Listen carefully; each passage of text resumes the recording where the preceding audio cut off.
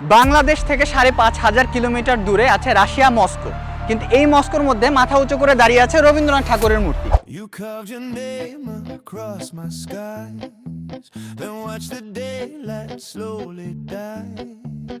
I gathered pieces of my soul while every heartbeat lost control. Hello everyone, welcome to another new video. তো আজকের ভিডিওতে আমরা প্রথম যেখানে যাব সেটা হচ্ছে একটা সাবমেরিন।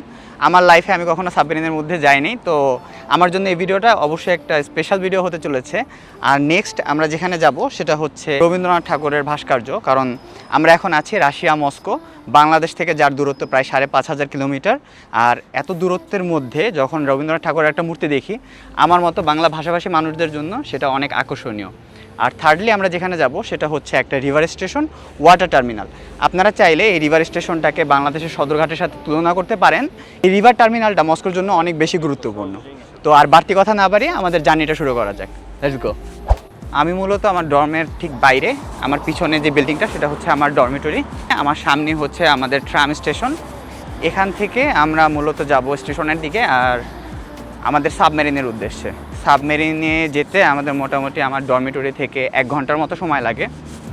মস্কো থেকে আমরা যেখানেই যেতে চাই, যতটাই দূরত্ব হোক না কেন, সেটা আমাদের জন্য তেমন একটা দূরত্ব না, কারণ প্রতিটা জায়গা রুট প্ল্যান খুব সাজানো গোছানো, যাতে আমাদের সময়টা খুব কম লাগে।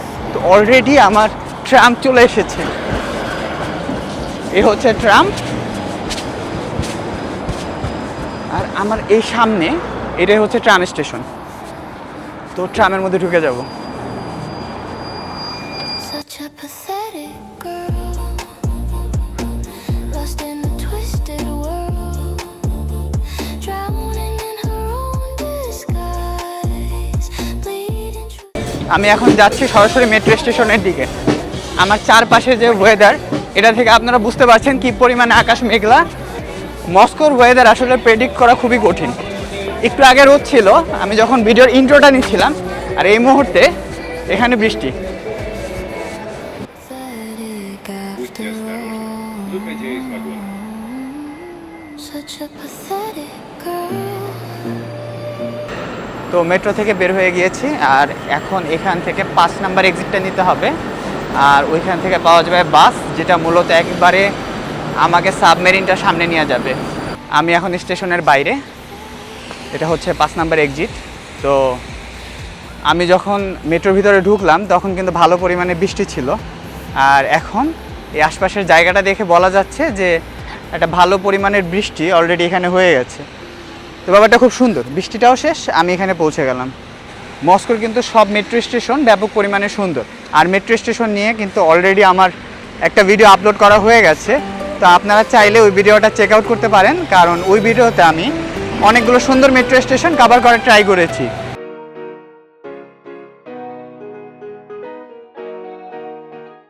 বাস থেকে নামার পরে সরাসরি সামনে একটা গেট পড়ে, আর এটা হচ্ছে গেট। আমার পিছনে যে গেটটা দেখা যাচ্ছে এটা হচ্ছে মূলত যে সাবমেরিন মিউজিয়ামটা আছে তার গেট। এখান থেকে আসলে ভিতরে ঢুকতে হবে। From day to night, echoes soar, reaching heights. Deeds of heart and এখন আমি মূলত সেই সাবমেরিনের ঠিক সামনে, আমার পিছনে কালো রঙের যে সাবমেরিনটা দেখতে পাচ্ছেন, এটাই মূলত হচ্ছে B396। এটা সাউথ আটলান্টিক, নর্থ আটলান্টিক থেকে শুরু করে অনেকগুলো মিশনের সাথে ইনভলভ।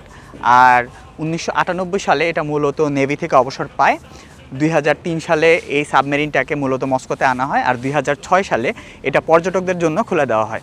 তো এই জিনিসটা যে কত ইম্পর্ট্যান্ট একটা জিনিস, কারণ আমি কখনো সামনাসামনি সাবমেরিন দেখিনি, ভিতরে ঢুকে এটা এক্সপিরিয়েন্স করতে পারিনি। তো আমার জন্য এটা একটা সুন্দর অভিজ্ঞতা। তো চলুন সাবমেরিনের অভিজ্ঞতাটা আপনাদেরকেও দেওয়া যাক। তো এই মুহূর্তে আমি এই সাবমেরিন মিউজিয়ামের ভিতরে, আর এটা হচ্ছে কাঁসা এরিয়া।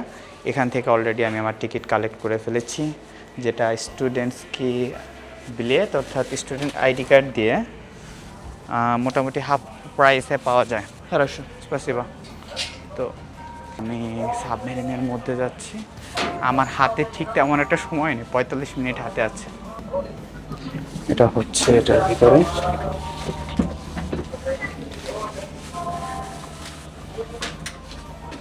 সাবমেরিনের গেটটা দিয়ে আমি এই মুহূর্তে ভিতরে ঢুকলাম।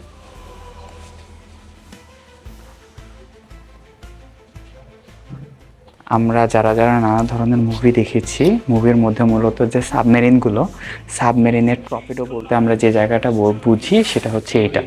এখান থেকে মূলত টর্পেডোগুলো বসানো হয়, তারপর এখান থেকে লঞ্চ করা হয়, আর ওইটা হচ্ছে ফাংশন এরিয়া। তো এই জায়গাটা আমার মনে হয় একটা সাবমেরিনের সবচেয়ে ইম্পর্ট্যান্ট একটা জায়গা, কারণ একটা সাবমেরিন যখন মিশনে থাকে, যে জায়গা থেকে আপনি অ্যাটাক করবেন, জায়গায় যদি কোনো সমস্যা হয় তাহলে বিশাল বিপদ। Echoes of triumph made for you. Feel the force, feel the flame. Legends built, we carve our name. Triumph sounds in every game. Echoes loud, we stake our claim.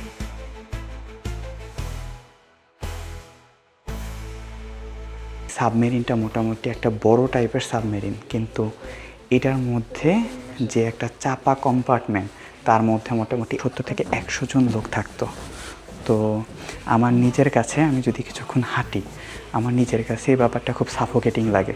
তো একবার চিন্তা করে দেখেছেন যে এতগুলো মানুষ কিভাবে মাসের পর মাস এই সাবমেরিনের মধ্যে থাকতো।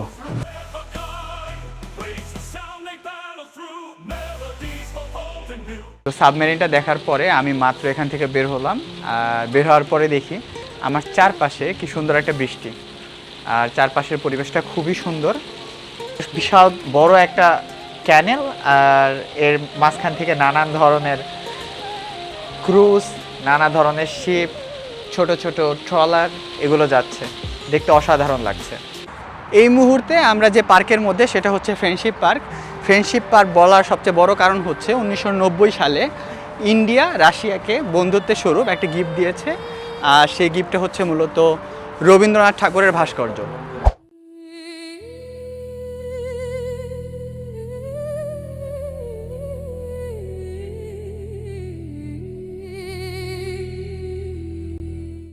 এখন আমি যে মূর্তিটার সামনে দাঁড়ানো, রবীন্দ্রনাথ ঠাকুরের, এই পুরো মূর্তিটা মূলত ব্রোঞ্জের তৈরি।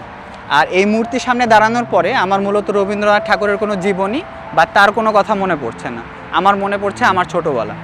কারণ আমার স্পষ্ট মনে আছে ছোটোবেলায় আর 10টা বাচ্চার মতো আমারও পড়াশোনা করতে ভালো লাগতো না। আমার আম্মু প্রতিদিন সন্ধ্যায় জোর করে আমাকে পড়াতো একটা কবিতা, মনে করো যেন বিদেশ ঘুরে, মাকে নিয়ে যাচ্ছি অনেক দূরে, তুমি যাচ্ছ পালকিতে মা চড়ে। তো আম্মু যখন এই কবিতাটা পড়াতো তখন আমার মুখস্থ করতে হবে, কারণ আমি যদি খাতায় না লিখি নাম্বার পাবো না, এই কারণে মুখস্থ করতাম।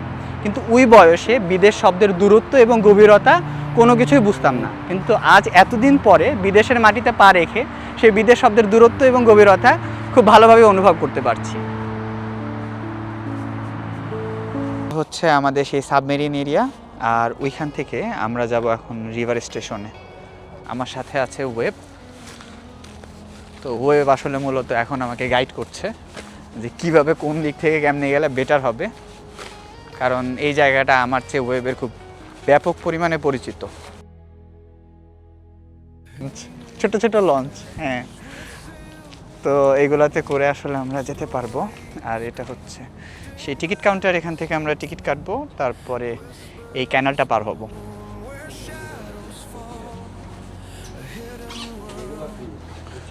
কোনটা free?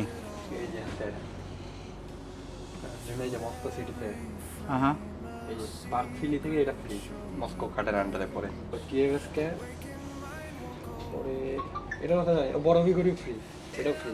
Visions of another world, pages of a dream unfurled, lines of তো এখন আমরা এখান থেকে বের হয়ে যাব, কারণ আমাদের যাত্রা, ছোট্ট একটা ট্রিপ এখানে শেষ।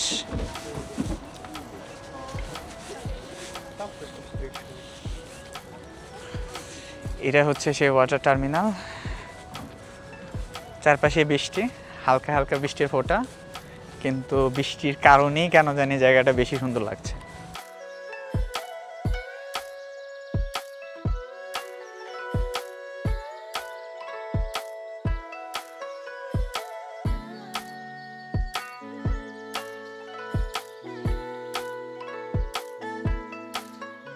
এখন আমি যে টার্মিনালের মধ্যে দাঁড়ানো, সেটাকে মূলত 5 পোর্ট রিভার টার্মিনাল বলে।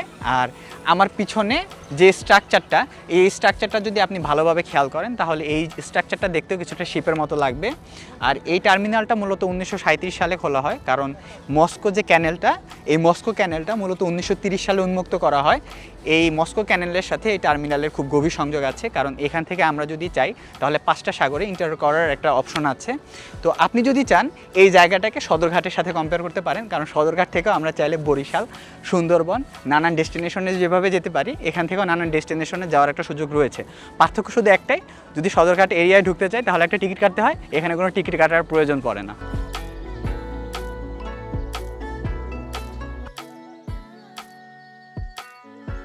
এখন এই রিভার টার্মিনালের পাশে এই জায়গাটা হচ্ছে মস্টুর ফ্লট।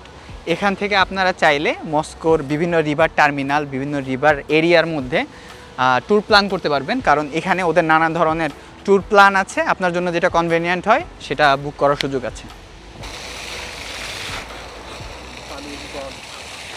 আজকের ভিডিওতে আমি ট্রাই করেছি মূলত সাবমেরিনের সেই অ্যামেজিং এক্সপিরিয়েন্সটা আপনাদেরকে দেওয়ার, রবীন্দ্রনাথ ঠাকুরের ভাস্কর্য আর এই রিভার টার্মিনাল সম্পর্কে জানানোর। তো আই হোপ আপনাদের ভিডিওটা ভালো লাগবে। কোন অংশটা সবচেয়ে বেশি ভালো লেগেছে কমেন্ট করে জানাবেন। হোপফুলি দেখা হবে নেক্সট কোনো ভিডিওতে। আজকের জন্য টাটা, বাই বাই। একটা জিনিস ট্রাই করবো, পেমেন্টের নতুন গেটওয়ে সিস্টেম। হ্যাঁ, ফেস দিয়ে এখানে ক্লিক করার পরে আমার পেমেন্ট কমপ্লিট। আমরা এটা কি করলাম, আর এই যে আমাদের এটা হচ্ছে চেক।